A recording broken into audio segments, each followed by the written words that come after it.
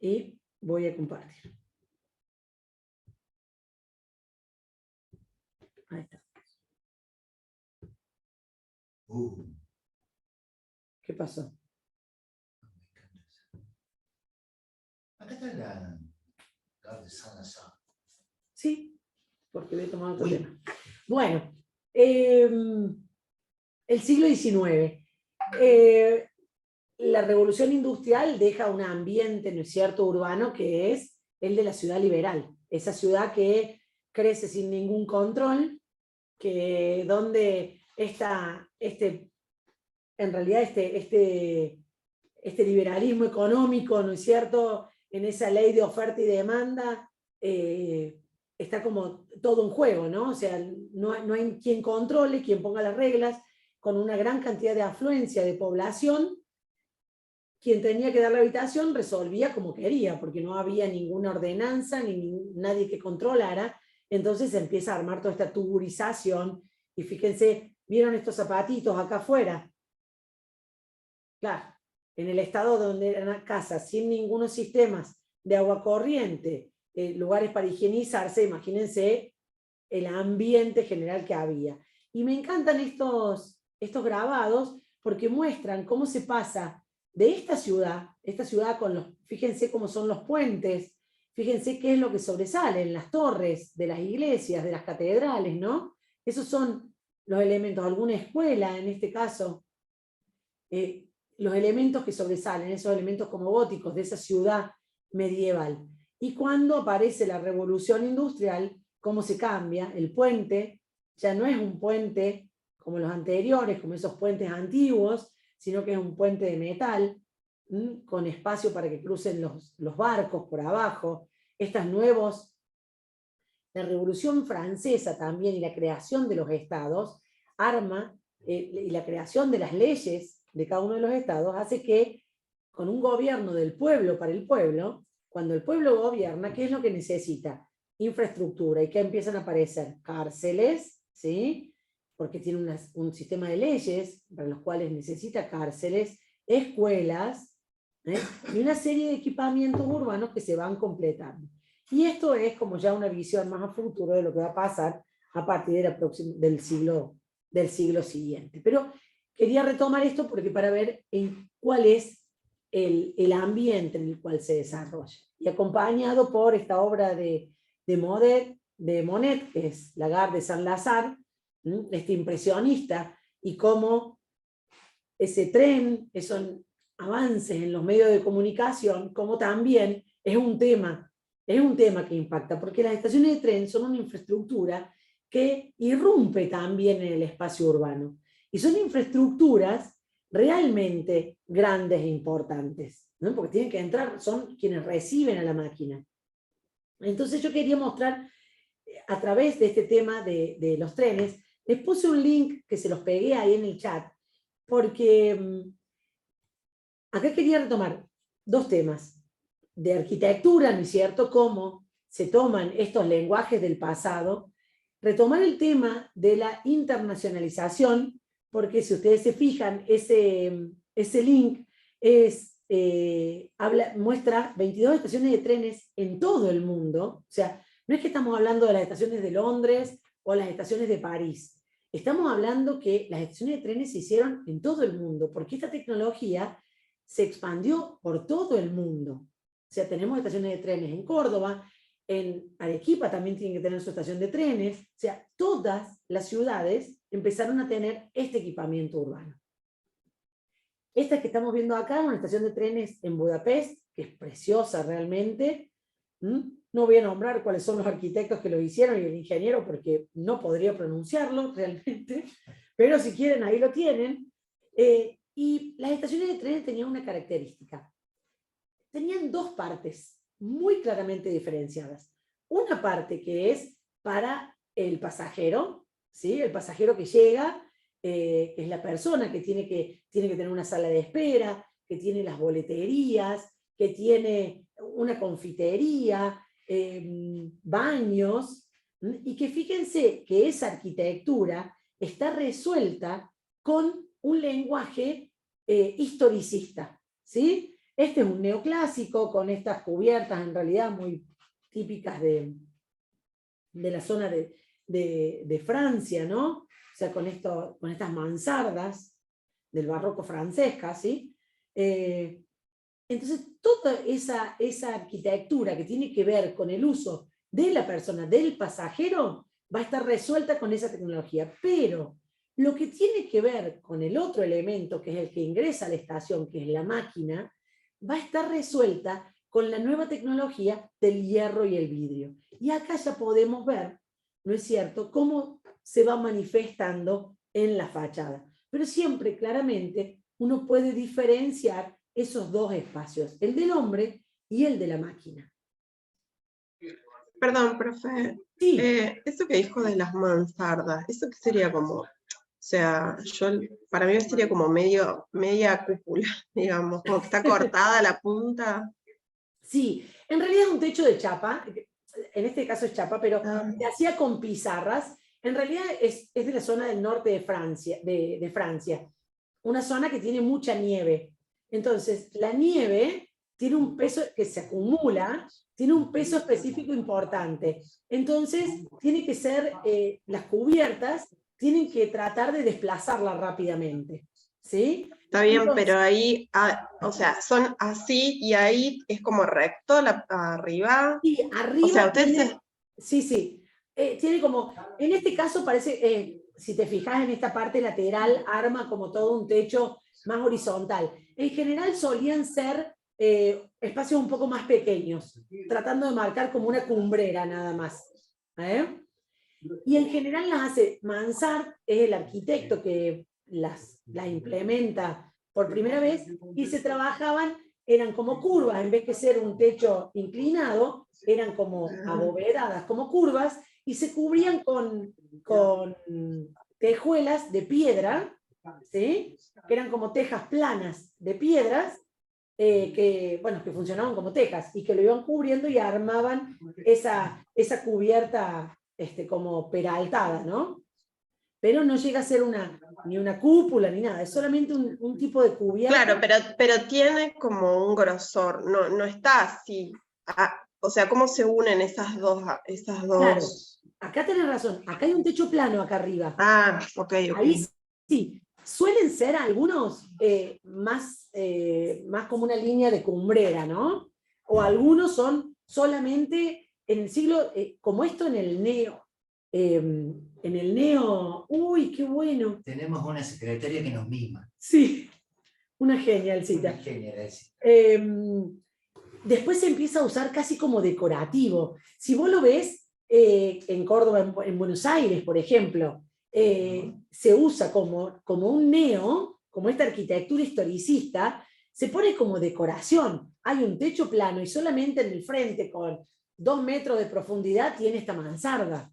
Pero ahí adentro, que están esas ventanitas, ¿hay un espacio? Sí. Sí, es un altillo como una combinación, y yo simplemente agrego, no es así como decías, o sea, Juli, no es una cumbrera, pero actúa casualmente para que la nieve no se acumule, entonces tiene ese bombé. Y no es casual que sea negra también, porque el negro es lo que repele, digamos, con mayor facilidad, se calienta más si hay un poco de sol y derrite la nieve. Pero, mira, yo iba a hablar mientras vos te preparabas el café, nada que ver. Pero, digamos, es un recurso muy puntual que se da, como dijo Mane, en Francia. Y eso tiene que ver con el tema de los contextos. Y fíjense que cuando se imposta una arquitectura, como puede ser aquí mismo en Córdoba, o en cualquier lado de la Argentina, hay muchos edificios que tienen esa mansarda, esa denominada mansarda. Y es casualmente porque se está trayendo algunos historicismos o algunas estructuras que tienen que ver con ese neoclásico o algún neo que esté dando vuelta por ahí. Y hay como una terraza ahí arriba, que hay como una reja. Sí, también hay entradas de luz en muchos casos. O sea que termina siendo, como dijo Mane, termina siendo una mixtura entre los materiales nobles, estos que tienen que ver con esa fachada de material, y las estructuras de hierro y vidrio que habíamos visto un poco la semana pasada. En este caso, eso es chapa, es una estructura metálica, trabaja como un altillo, y bueno, y son parte, digamos, hoy son parte constitutiva de las viviendas en París. Está todo normado, ¿se acuerdan que dijimos que Haussmann había normado, mejor dicho, todas las alturas de los edificios y todo lo demás? Y todos esos edificios terminan con una manzana. Pero es más bien un detalle, ¿no? El original, o sea, Jean-Louis Mansart es quien trabaja, Mansart es uno de los arquitectos que trabaja en Versalles, ¿sí? O sea, fíjate que estamos en el barroco. Ahí cuando la diseña era a modo de cubierta. Acá cuando la están usando como un neo, fíjate cómo la usan casi de manera decorativa, porque tenemos el techo plano ahí arriba.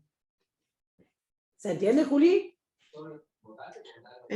No sé si lo entendí. O sea, el techo plano, ¿a cuál te referís? O sea, acá arriba, tiene. Ah, eso sí, está bien. O sea, el edificio podría terminar en el segundo piso tranquilamente. Le hacen eso ahí arriba, que es un piso más, digamos, como altillo, que también, obvio, se puede usar. Pero porque lo que tienen los extremos, ¿no? Eso gris, clarito. Sería como lo que nosotros le llamamos nervios en la construcción de las cúpulas, ¿o no? Nada que ver. Ahí cerquita. Cuando hace así, eso. Ahí. Eso es un nervio y en realidad es terminar o sea, es lo que une la arista. Es como terminar la arista ahí. Okay. Es lo que une. ¿Sí? Pero, Juli, tiene una función, ¿no es cierto? Sí, o sea, no es solo, o sea, no es que está para una terminación. No es para que la nieve no se acumule. Digamos, llevando a un extremo, a alguna situación, si hubiésemos terminado en el segundo piso, con un techo plano, era susceptible de que se cayera con la acumulación de nieve. Por eso son del norte de Francia, etcétera, etcétera. De todo modo, el juego, viste que acá como termina esta otra arista, es como que molesta, ¿no? O sea, ahí que se va a juntar agua, se va a juntar nieve, va a ser un punto bastante conflictivo en la arquitectura ahí. Es como si esto hubiese tenido que terminar recto, ¿viste? Y lo bajaron acá, este vértice ahí es un lindo juntadero. Sí, sí. Uno lo ve y ya molesta. Ahí ponen una canaleta. Sí, pero vos viste esa canaleta, cómo se va a rebalsar, hay que limpiarla. Olvídate. Olvídate. Es como si hubieran juntado dos edificios diferentes. Sí. Exactamente. Hay una mala resolución tecnológica, pero no así formal, ¿no? Porque mal que nos pese, se quería mostrar eso. Aparte son las dos alas, esto es el espacio de las personas, acá al centro tenemos como la máquina, ¿no? Porque se ve ese gran arco con esa gran ventana, ese gran ventanal de hierro y vidrio. Y acá vemos el espacio interior, ¿no? Mirando hacia allá, el espacio de las máquinas. El espacio de la máquina que está todo cubierto con esta gran bóveda de hierro y vidrio. Vidrio para entrar con luz cenital, realmente la resolución hermosa. Y los laterales, que es donde están los lugares que están las boleterías, donde espera la gente, fíjense cómo el lenguaje es ese lenguaje con un orden, o sea, uno puede leer un lenguaje clásico, medio por la riqueza de los elementos que tiene, la volumetría, es un poco más rico, podríamos, es como ya bastante ecléctico, uno no puede decir es neoclásico, neobarroco exacto. Y fíjense, esta es una gran sala de espera, y fíjense cómo está toda tratada y decorada como un gran salón casi palaciego, ¿no? Entonces, el lugar de las máquinas con hierro y vidrio, el lugar de las personas con esa arquitectura historicista. Y miren esta otra, ¿sí? Esta es en Hungría, ¿no?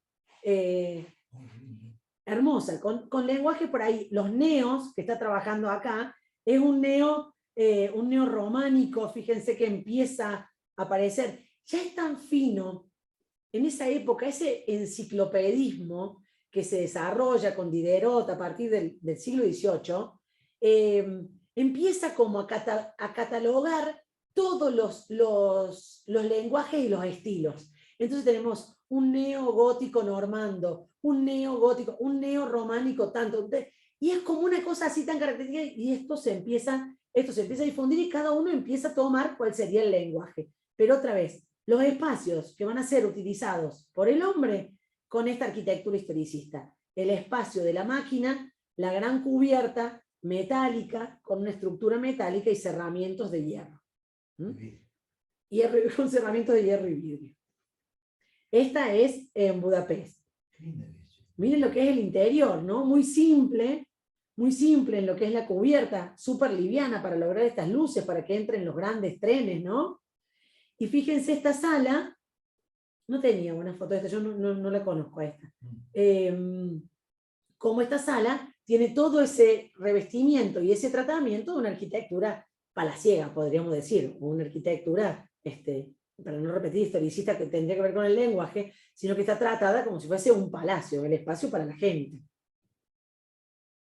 Bueno, y esta es la Gare d'Orsay, ¿sí? Esta es en París, es una de las estaciones. En París se hacen 5 estaciones, tenemos la Gare du Nord, la Gare d'Ouest, y esta Gare d'Orsay que se había hecho, es de 1897, fíjense que es de los últimos, se hace cuando ya estaban los trenes eléctricos, ya había cambiado, no eran los trenes con la máquina a vapor, sino que en este caso son con una tecnología bastante avanzada, son trenes de corta distancia, era para, esto era como la cabecera París-Orleans, eran las rutas que salían en ese sentido de corta distancia. Entonces fíjense lo que es, ¿no? Por dentro, el espacio, con todas estas cúpulas y bóvedas de cañón, parece ser como si fuese una terma, ¿no? Una terma romana, neoclásico que asemeja a una terma romana, pero sí están utilizando como un lenguaje también en este espacio de hierro y vidrio. Y por fuera, fíjense lo que es la presencia de esta frente al Sena, la gran estación, esta es de 1897, el que hizo esta obra ganó un gran premio de Roma. Él era estudiante en la Academia de Beaux-Arts y su tema fue hacer una estación de trenes como trabajo final y ganó el Gran Premio de Roma. Se fue un año y la obra también, se ve que el Estado, la comuna, decidió construirla. ¿Qué pasa? Esta es la fachada, fíjense lo que es. La Gare d'Orsay es realmente una belleza. Miren lo que es la expresividad. Esto es un neobarroco con esa expresión, con esa riqueza, con esa superposición de imágenes, estas pilastras apareadas. Pero uno tampoco puede decir que, porque ya cuando empiezan a aparecer, fíjense en el lenguaje, este tratamiento, la mansarda, nuevamente, empiezan a aparecer todos estos elementos, ya es este eclecticismo, esta mezcla de un montón de estilos. Pero, ¿qué les quería mostrar? Esta, en la década del 80, dejó de funcionar. Y, antes del 80, perdón. Me estoy confundiendo, no sé si es 50, me estoy confundiendo. En mitad del siglo XX deja de funcionar, ya no sirve más. Entonces, en un momento quieren demolerla, pero había un prefecto en París que le hace como muy difícil los trámites y empieza a gestionar para que el ayuntamiento lo reconozca también como patrimonio. Que lo reconozcan como patrimonio, porque ya se habían perdido Les Halles, que era un gran mercado, donde ahora está la obra nueva de explotación. Ya se había perdido ese mercado que era toda una estructura de hierro y vidrio, también de la misma época del siglo XIX, y él frena el pedido de demolición, con argumentos así de mora, y trata de gestionar la protección como patrimonio. O sea, hay como una visión de empezar a considerar estas grandes estructuras que son parte de un momento que ya tenía sus 100 años, ¿no es cierto? Sus casi 100 años, y que podían ser reutilizados. Entonces consigue que no se demuela, y entonces fíjense lo que es la estructura, ¿no? Esta es la cubierta, la estructura metálica que cubre la zona de las máquinas, y estas son las áreas que tenían la parte de las salas, etcétera, etcétera, y que se convierte en un museo. Acá se la contrata la arquitecta Gaetana Aulenti, que es una arquitecta italiana, y que transforma esta vieja estación de trenes en un museo. Entonces hoy se exponen en ese museo obras del periodo en que se construyó esta estación. O sea, obras contemporáneas a la estación de trenes. Entonces van de 1844 a 1914. Entonces acá tenemos, es uno de los museos más hermosos de París, porque tienen toda la obra de todos los impresionistas que estuvimos viendo recién, de todas las esculturas, y objetos del Art Nouveau, también equipamiento, objetos, etcétera, de todo ese periodo. Entonces, realmente es una belleza. Y como obra de intervención en patrimonio, es también súper interesante, porque fíjense que ella toma, o sea, no desarma la estructura, sino que la toma e incorpora estos elementos que podrían ser removidos, ¿no? Porque en esto arma como salas acá adentro y conexiones con las otras salas que había al costado, pero que pueden ser, porque cuando uno interviene en patrimonio, Marisol también debe saber muy bien todo esto, uno de los criterios principales que tiene que considerar es la reversibilidad. Que la intervención que uno haga, si en un momento se quiere volver a recuperar la obra original, se pueda recuperar. Entonces, quitando los elementos que uno toma, recupera el espacio original. Entonces, todo esto son elementos que se adosan, se adhieren, se acercan a las estructuras, pero que no le interfieren y que la van a modificar. Fíjense, este era el gran reloj propio, porque las estaciones, acá en el siglo XIX se empieza a medir mucho el tiempo, porque el tiempo es un elemento que empieza a jugar como elemento hasta económico, ¿no? Entonces el gran reloj de la estación se conserva, y fíjense cómo la intervención moderna, esta estructura que es como una pasarela, se acerca a este plano de vidrio, pero no lo toca. O sea, es como que se acerca. Si bien acá está soldado, pero hace como ese respeto, es decir, yo soy lo moderno, esto es lo original.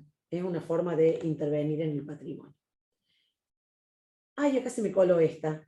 Bueno, esta es el Gran Palais, los dos grandes palacios de exposiciones que Juan se los debe haber mostrado el otro día, que tiene que ver con la exposición de 1889, para los 100 años, donde está la Torre Eiffel, y en realidad a mí siempre me gustó esta porque al lado de esto, este es el puente Alejandro III, que es uno de los primeros puentes que se hace con esta tecnología de hierro, ¿sí? Y con un arco que tiene una luz, que con un solo arco logran cruzar todo el puente. Una tecnología que no se había podido desarrollar si no fuera por las luces que permiten estas estructuras metálicas.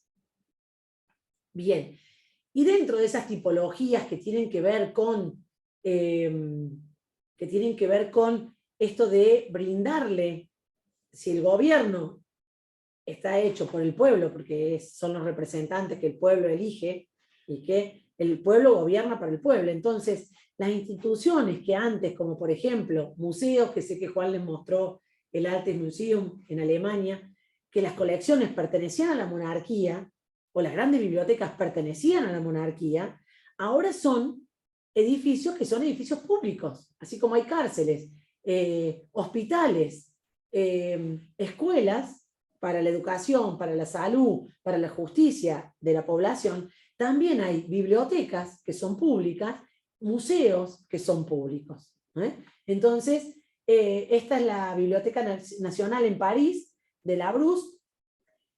¿Y por qué la traigo a colación? Porque esta tecnología de hierro y vidrio hacia final del siglo XIX también empieza a aplicarse. Vieron que veíamos que para la arquitectura del hombre se usaba esa arquitectura historicista, ¿no? Y para las máquinas el hierro y vidrio. Bueno, acá estamos trayendo a un espacio que es para la gente, una arquitectura de hierro y vidrio. Entonces fíjense cómo con estructuras muy livianas se puede cubrir con una sucesión de bóvedas, de cúpulas, perdón, perforadas por donde entra luz cenital para iluminar todo este espacio, esta gran sala de lectura. Pero fíjense qué característica. Todavía, cuando hablo de hierro y vidrio, que podría ser un material moderno, que podría tener una expresión propia, Yo esa es la crítica que le hago al siglo XIX. Porque el siglo XIX, con toda la tecnología que tuvo, que desarrolló, las máquinas que pudo desarrollar, todo lo que pudo lograr, con esa confianza, con esa fe que tenía en la técnica, no pudo lograr romper con el pasado. ¿Qué es romper con el pasado? Estos historicismos, estos lenguajes que trae. Y fíjense que cuando tiene que componer con un material nuevo, que es de hierro y vidrio, cuando hace una columna, la columna tiene, como tenían las columnas de los griegos, un basamento, un desarrollo y un capitel. Con escalas diferentes, ¿no? Con un lenguaje un poco diferente, pero no puede desprenderse de esa composición que tiene que ver con el método académico y con el método de los órdenes clásicos. Eso es lo que está pasando en el siglo XIX. O sea, gran producción. Yo creo que en realidad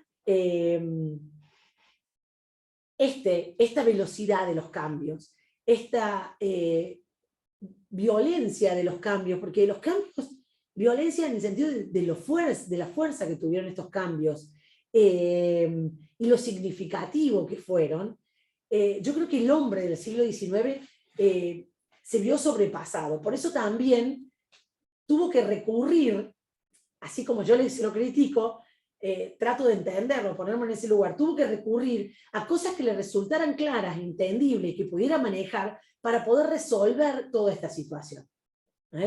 Eso es lo que me parece del diseño. Entonces, fíjense, cuando empieza a trabajar con la arquitectura del hierro y el vidrio, esta tecnología que es moderna, se toma todavía de esa forma de componer. Tenemos que tener en claro que todos estos arquitectos también se forman en la academia, y en la academia lo que te enseñan a componer de esa forma. Entonces se están animando a utilizar estos materiales, pero la forma de componer que les enseñaron es esta. Che, estoy viendo, perdón, chicas. Sí, bueno. Estoy viendo, no. Estoy viendo los subtítulos. Que lo he descubierto gracias a ella. Y son muy fieles. ¿Sí? Pero tremendo. Bueno, nada. Buenísimo.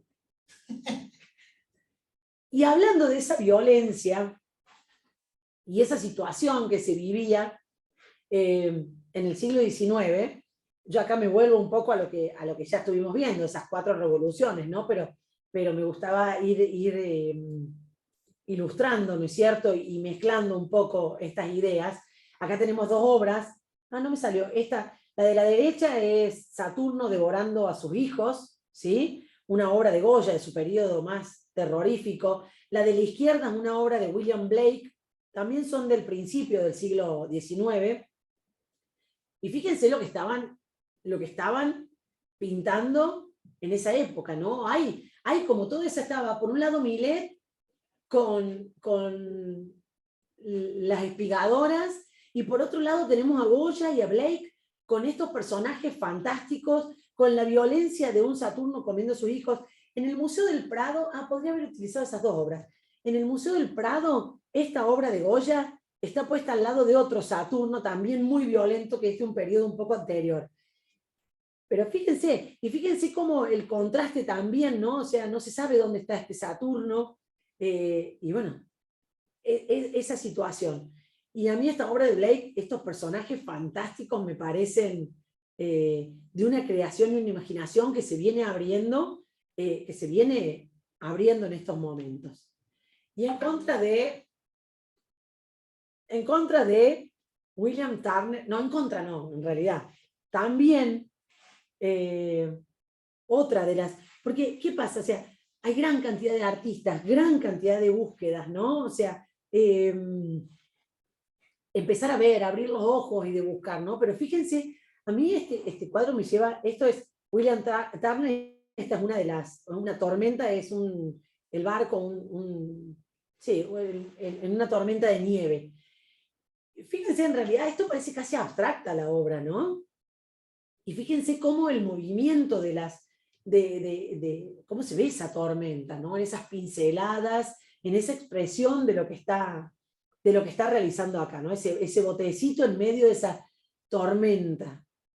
Esto es lo que están haciendo estos arquitectos. A mí la obra de Turner me parece fantástica, la luz, porque el cielo de la tormenta, ¿no? Oscuro, y esa luz de por ahí en algún fondo, porque no es la luz del mismo barco, sino que a lo mejor en algún lugar que se abre esa fuerza, esa luz, ese contraste, me parece una belleza. Hubo una muestra acá en Buenos Aires, en el Museo de Arte Contemporáneo en Buenos Aires, ahí sobre Avenida Libertador, de acuarelas de Turner, excelente. Muy pocas de estas pinturas, pero como él con acuarela practicaba, buscaba esta expresividad, hacía como muchos bocetos en acuarelas antes de llegar a estas obras.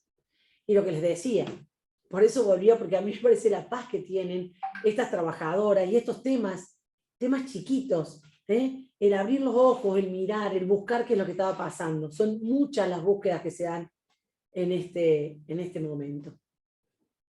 ¿Y por qué no? En escultura, Auguste Rodin, ¿sí? Y el beso.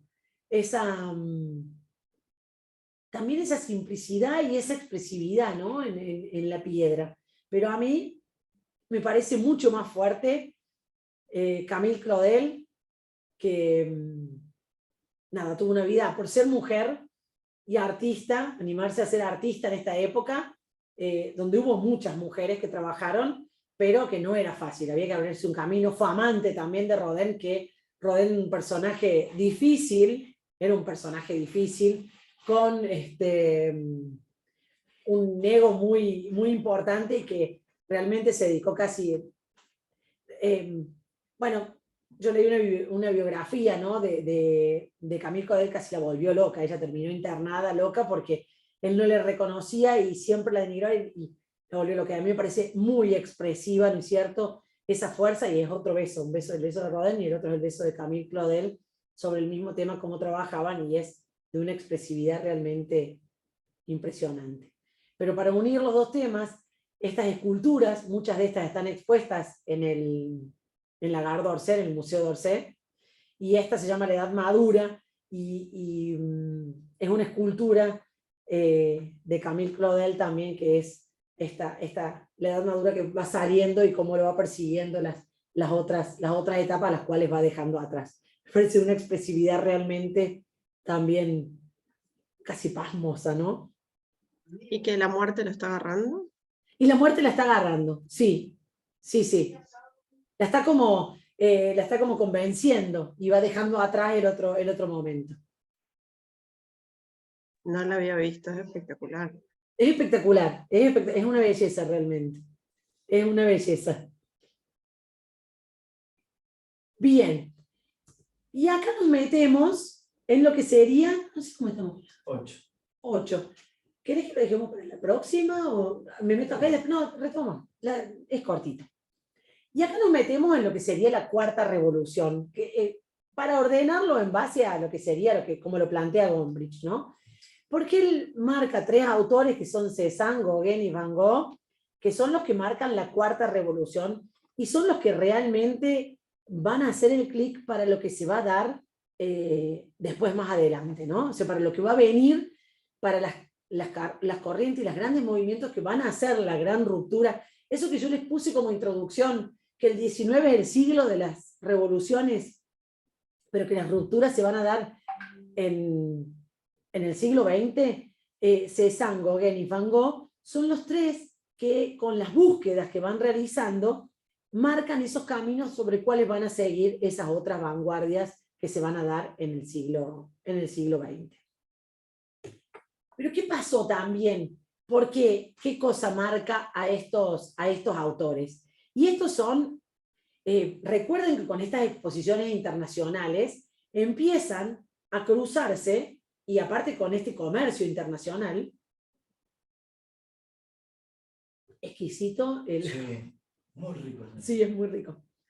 Empiezan a cruzarse y entran mucho en contacto con lo que son las propuestas de las culturas orientales, ¿no? En esto, con las colonias y con estas grandes exposiciones. Y llegan gran cantidad de grabados japoneses. que es una técnica milenaria en Japón, pero que deja impresionado a los artistas por la simplificación que hacen en estos grabados. O sea, fíjense lo que es, lo que para Turner eran un montón de pinceladas y un montón de capas de colores, fíjense lo que es en este grabado de Hokusai, ¿no es cierto? Lo que es la ola, ¿sí? La gran ola se llama este grabado, que es muy conocido, este está en el MoMA, en Nueva York. Fíjense con qué pocas líneas logra mostrar esta ola, la fuerza del mar, y la barquita ahí también, y cómo logra mostrar también esa fuerza del mar, la fuerza de la masa de agua. No solamente eso, o algunos otros grabados de este tipo, como son muchos personajes, pero con líneas muy simples, expresan toda una situación. Entonces, esta simplificación formal es la que dirían los chicos, le partió la cabeza a los artistas de la época. Esto es lo que les llamó la atención y que los puso como a pensar. Entonces, para ver un poquito lo que proponen estos tres artistas, yo voy a arrancar con Cézanne, puede ser cualquiera de los tres, es como un orden cualquiera. En realidad Cézanne fue él venía de una clase, su familia era una familia burguesa acomodada, así que nunca tuvo muchos problemas. Nunca tuvo muchos problemas, se dedicó al arte y tenía cómo solventarse. Él pudo dedicarse de lleno al arte. Y lo que consideraba principalmente es que los procedimientos de la academia eran contrarios a la naturaleza. O sea, esa forma en que la academia enseñaba a componer, a pintar un cuadro, eran contrarios a lo que planteaba la naturaleza. Entonces, él empieza como a abandonarse, a buscar sensaciones, ¿no? A pintar con colores y formas, así como los ve. Esas son las obras. Eso es lo que él busca. Empieza como a pintar como lo ve, no como le decían que tenían que ser las formas en que, como se debía componer y cómo le habían enseñado que se tenía que pintar la luz, la sombra, etcétera, etcétera. Entonces, él empieza a pintar como lo ve. Pero eso no le es suficiente. Entonces, en un primer momento empieza con estas naturalezas muertas, hay gran cantidad de estas obras que él empieza, entonces fíjense cómo la luz y la sombra, él los busca con los colores, y cómo la forma empieza a aparecer a partir de ahí, cómo empieza a simplificar, empiezan a aparecer los volúmenes, ¿no? Este es el juego de cartas, pinta muchos bodegones, pinta muchas de estas naturalezas muertas. Y para él, el tema empieza con este tema de la sensación, porque él también conoce a todos estos pintores impresionistas, y esta es la búsqueda que él hace, pero no le es suficiente con buscar las sensaciones y cómo se expresan las formas, así como las ve, sino que él también trata de lograr, así como en la academia se hace tanto hincapié en lo que es la composición, él trata de buscar a partir de los volúmenes y el color, lograr la armonía, la composición y el equilibrio. ¿Sí? O sea, él se preocupa mucho, o sea, ese gran manto que uno ve a la derecha, esa gran masa que uno ve a la derecha de este personaje, con esa capa y la cortina que está arriba a la derecha, lo compensa, lo trata de equilibrar con el personaje que está parado, ¿sí? Que está parado con esa vestimenta, con ese color, con el que está sentado. O sea, se esfuerza realmente, hace un estudio real que practica en otro, son muchas las obras en las cuales va tratando de buscar, se esfuerza para lograr una composición que recupere el orden. No es solamente pintar y buscar la forma y buscar la expresión, sino que él busca un orden y una composición. Fíjense cómo en estos paisajes, reduce el paisaje a formas geométricas, ¿no? A formas geométricas y a colores con los cuales va componiendo, y va componiendo el paisaje, pero haciendo un gran esfuerzo por lograr esa armonía y ese equilibrio. Él trabaja con colores puros, en los cuales muchas veces parece que los planos son un poco irreales. ¿Sí? El segundo y que es otro que es realmente un personaje, es Van Gogh, ¿no? O sea, Van Gogh no es de una familia muy acomodada, él trabaja en Holanda, es una persona muy religiosa. A mí me parece que su amor por el arte tiene que ver con su... es una cuestión de religión también. Creo que su forma de ver el arte y con esa necesidad que él tiene de comunicar a través del arte me emociona. Me emociona. Yo lo pienso y me emociona.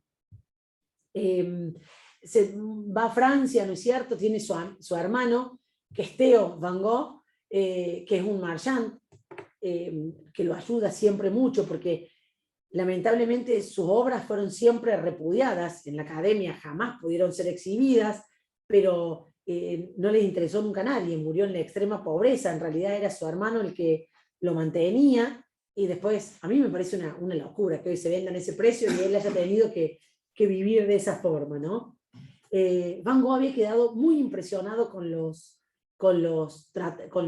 grabados japoneses por el vigor y por la forma directa en que transmitía un mensaje o una idea. Entonces, eso es lo que él trata de hacer, a través de las pinceladas, de los trazos, porque fíjense que las pinceladas de Van Gogh acompañan siempre a la expresión del material o a lo que quiere ser. No es solamente el color, no es solamente la forma, es el trazo de la pincelada que acompaña también a la expresión. Entonces, no es un color único que él prepara, sino que con las pinceladas va desmenuzando el color y lo va logrando. Y lo otro que él busca con estas pinceladas es lograr la agitación, ¿no? La agitación que se ve en un espacio, en un ambiente, o lo que puede producir la luz o el aire en un espacio. En el anterior había un cuadro japonés. Claro, sí, porque él había quedado muy impactado con lo directo y con lo vigoroso y lo fuerte que transmitía el paisaje. Ese es un autorretrato, ¿no es cierto?, de él cuando se había cortado la oreja. Era muy intenso. Eso es lo que hoy los chicos lo dirían. Hoy le dirían. Era muy intenso realmente. Entonces, él quería descubrir la belleza de la forma de las cosas, en las cosas simples y humildes. Este es su cuarto, en Arles, cuando él se retiró a Arles y pintaba ahí en la campiña francesa, él en las cosas simples quería buscar eso. Y que él decía que a los artistas no importaba ser correcto. Esto de pintar, como decía la academia, no importaba ser correcto. Lo que él tenía que hacer, que el artista lo que tenía que hacer era expresar.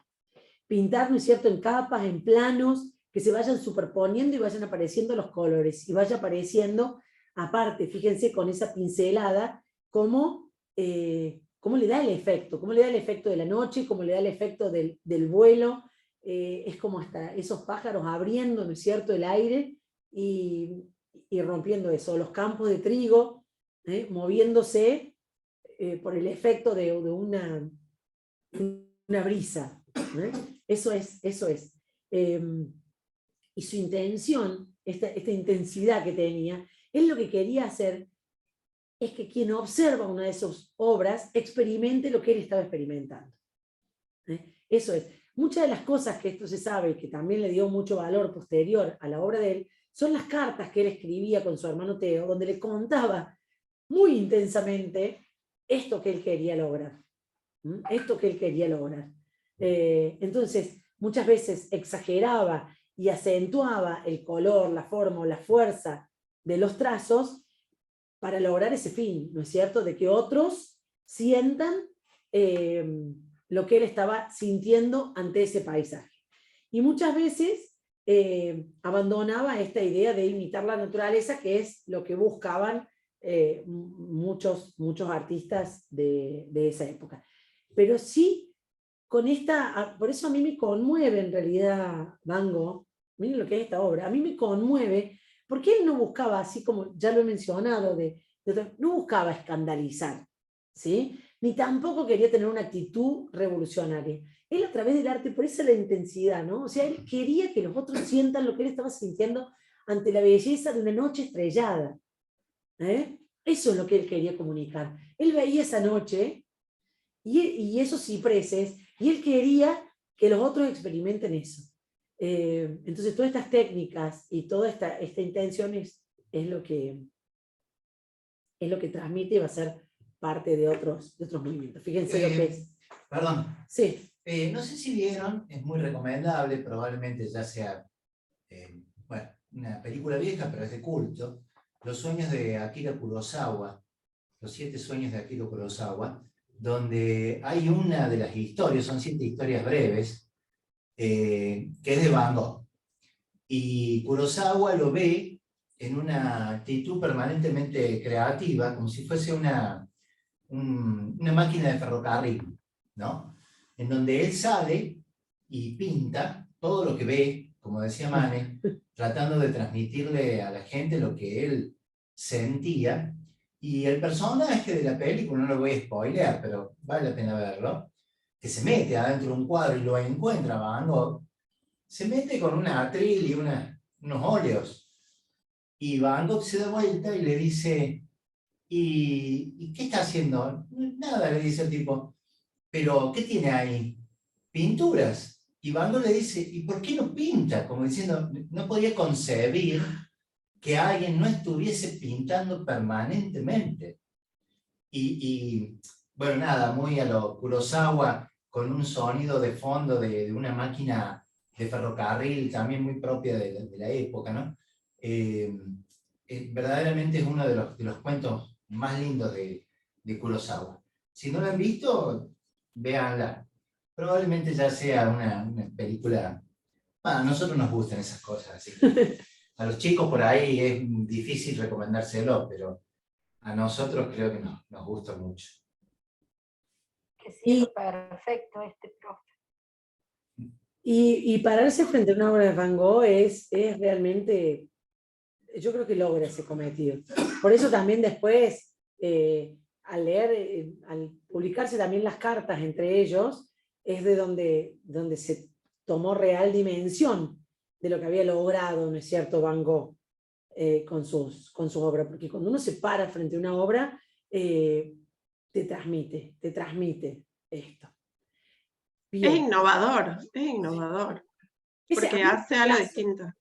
A mí ese trazo que acompaña en la noche estrellada, esa es luz que la hace con trazos, ¿no es cierto? Es que es eso, es con trazos, ¿no es cierto? Es ese movimiento que tiene el cielo. O sea, hasta ese momento todos dibujaban, bueno, también ese que era impresionismo, también puede ser. Sí, impresionismo. Ese también es innovador en relación a cómo fue evolucionando la pintura, pero este es absolutamente diverso para lo que se venía viendo, digamos, porque no hay un dibujo común, hay, como vos decís, con trazos, profe, o sea, armada la escena. Sí, porque fíjate que, por ejemplo, el puntillismo, que es Seurat, ¿sí?, uno de los puntillistas que pintaba con puntitos, y él tampoco dibujaba, con puntitos hacía, y aparecían las figuras, y aparecían las personas, pero cuando uno se alejaba, porque de cerca vos no lo ves, vos ves puntitos de colores, te alejas, y tu ojo arma el color, aparece el naranja, pero su composición, lo que hacían estos puntillistas, en su composición había todavía una intención de esa reproducción de la naturaleza, y vos reconocías los personajes, había como una idea de que se vea el ojo clarito, la boca, o sea, la ropa, era lo que importaba, con esa técnica muy innovadora también, pero era lo que importaba. En cambio, acá en Van Gogh se junta esa técnica más una intención de transmitir, ¿no es cierto?, y de hacerte sentir, de hacerte sentir. Entonces ya no le hace falta que vos veas una cara, o que vos veas exactamente cómo son las hojas de los cipreses. Con ese trazo, con esa cosa, con ese acompañamiento, te lo hace sentir al ciprés que se está moviendo en ese momento. Igual que el campo de trigo, ¿no? O sea, uno siente, cuando mira esto, la brisa que va moviendo las espigas allá arriba. Y no está la espiga dibujadita, y todas que se mueven para acá, o todas que se mueven para allá. No le hace falta eso. Eso es lo innovador, como vos estás señalando. Él hace ese paso más. Profe, hice una muestra inmersiva de Van Gogh, Sí, fabulosa, sí. fabulosa.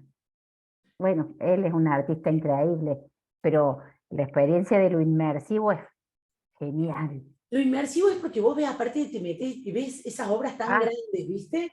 Sí. Entonces, nos salimos del formato teléfono y pasás ahí, es como que podés... No, me parece un invento de lo más genial.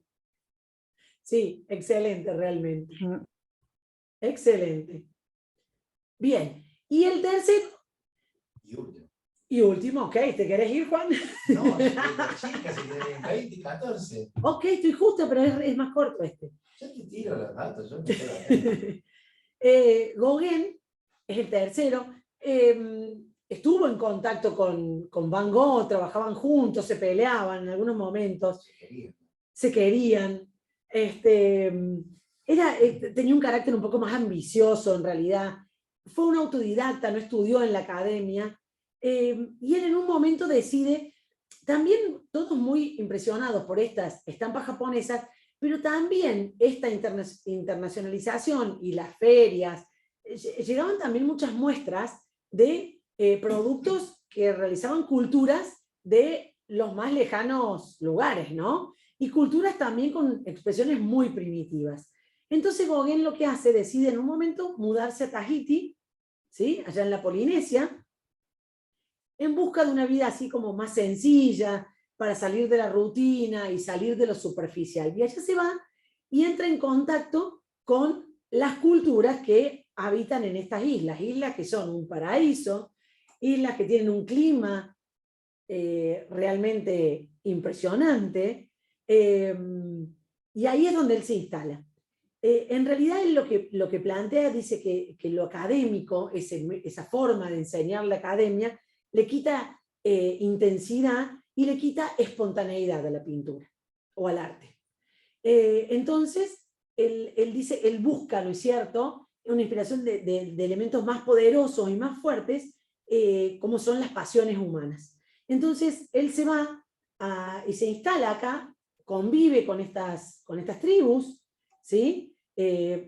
Vuelve en un momento a Europa, pero se vuelve a instalar, él muere también acá porque se enferma de sífilis, y muere después también ahí en Tahití, pero él plantea sus obras, son como muy simples, buscando esa intensidad y la espontaneidad del momento, y con técnicas y con una forma expresiva muy salvaje y primitiva. Primitiva. Con eso, fíjense, ya habíamos como dejado atrás mucho eso de la línea, de la forma, ay, perdón, no pasé a las obras. Fíjense que no le interesa tanto esa espacialidad, o sí con la luz y la sombra empezar a dar volúmenes, pero en el borde marca la línea, ¿sí? Simplificando esos contornos, simplificando las expresiones, son casi como que son, la obra se empieza a transformar como en grandes manchas, ¿no? O sea, como grandes manchas de colores que cuando uno se aleja empiezan como a tomar forma, pero si no son como manchas, ¿no? No es que uno ve la forma de tal elemento. Es como una gran mancha que tiene gran intensidad, pero que son muy sencillas y muy directas para comprender el mensaje. Y él se mezcla con estas culturas porque dice que estas culturas no están corrompidas. Entonces él trata de buscar cómo es su forma de expresión y expresar lo que hacen estas culturas, ¿no? Y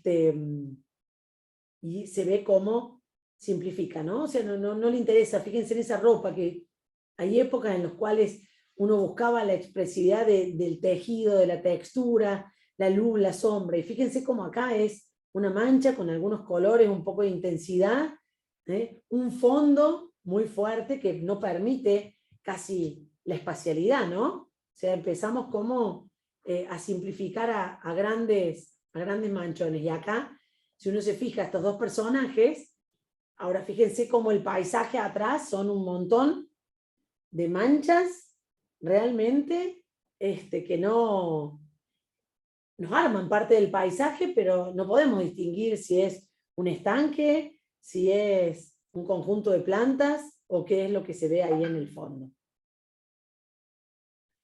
Bien. Y como les mencioné al principio, estos tres artistas que son los que marcan esta cuarta revolución, a decir de Gombrich,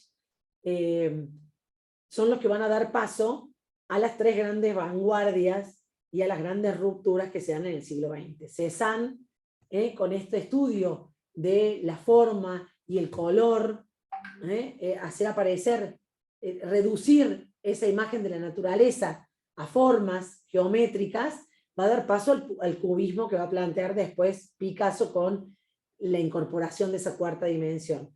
Gauguin, con esa fuerza de la naturaleza o esas expresiones tan primitivas y salvajes, va a dar origen al fauvismo, ¿sí? A las fieras, con Matisse, uno de los principales exponentes, y Van Gogh al expresionismo, esa idea de esa búsqueda de hacer sentir, de expresar, va a dar lugar, ¿no es cierto?, al expresionismo, cuál es uno de los ejemplos que puede ser es Edvard Munch en esta época.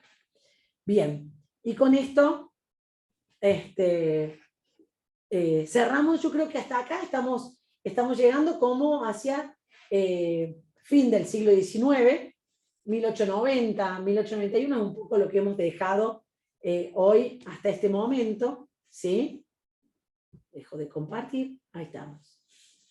Así entramos en este periodo de lo que es un siglo XIX que es muy complejo, espero no haberlas confundido más, pero y el volumen de lo producido es impresionante. Es impresionante, el volumen de lo producido es impresionante. Ciudades como La Plata, acá en Argentina, que es la capital de la provincia de Buenos Aires, cuando se divide, ¿no es cierto?, nuestra generación de los 80, la capital pasa a ser Buenos Aires, de la nación, del Estado argentino, la provincia de Buenos Aires necesita una capital, y esa capital va a ser La Plata, y es una ciudad que se construye toda, y toda se construye con este lenguaje historicista. Entonces, el volumen de lo producido tiene que ver con ese sistema económico y con ese cambio en el sistema productivo que también genera una gran cantidad de recursos, ¿no? Que empezaron a quedarse en el puerto de Buenos Aires y no llegaron tanto al interior. Ahí se cambió la corriente colonizadora y el desarrollo que se daba desde el Alto Perú, por las provincias de Salta, Jujuy, Santiago del Estero, Córdoba, con el siglo XIX y la consolidación, es decir, la apertura del puerto, la independencia, la apertura del puerto, el puerto y los ingresos que da el puerto quedan en Buenos Aires, y ahí comienza el desarrollo de Buenos Aires y se ralentiza muchísimo el desarrollo de todo el interior, mucho más conservador. Bien, espero no haberlas confundido mucho. Bueno, quedaría... nosotros en realidad teníamos pensado, como curso, lo habíamos armado, lo habíamos planteado frente a las autoridades, más o menos hasta acá, digamos, hasta fines del siglo XIX. Pero obviamente